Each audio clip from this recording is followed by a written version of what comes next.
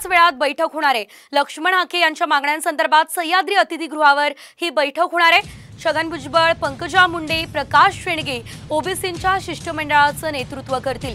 सरकारच्या शिष्टमंडळाच्या भेटीनंतरही लक्ष्मण हाके मात्र उपोषणावर ठाम आहेत।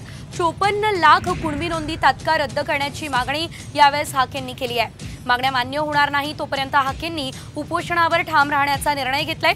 लेखी आश्वासनाशिवाय उपोषण सोडणार नाही असा लक्ष्मण हाके यांनी निश्चय केलाय। शिष्टमंडळ सरकारच्या बैठकीत आता तोडगा निघणार का हे बघणं महत्त्वाचं असणार आहे, कारण आता ओबीसी शिष्टमंडळ अगदी काही वेळातच सरकारची भेट घेणार आहे आणि या भेटी दरम्यान नेमकी काय चर्चा होते, काय तोडगा या संपूर्ण प्रकरणावर काढला जातो हे पाहणं महत्त्वाचं आहे। तर ओबीसी शिष्टमंडळामध्ये आपण पाहतोय छगन भुजबळ, पंकजा मुंडे, धनंजय मुंडे, विजय वडेट्टीवार, प्रकाश शेंडगे आणि हाकेंचे 4 समर्थक यामध्ये असणार आहे।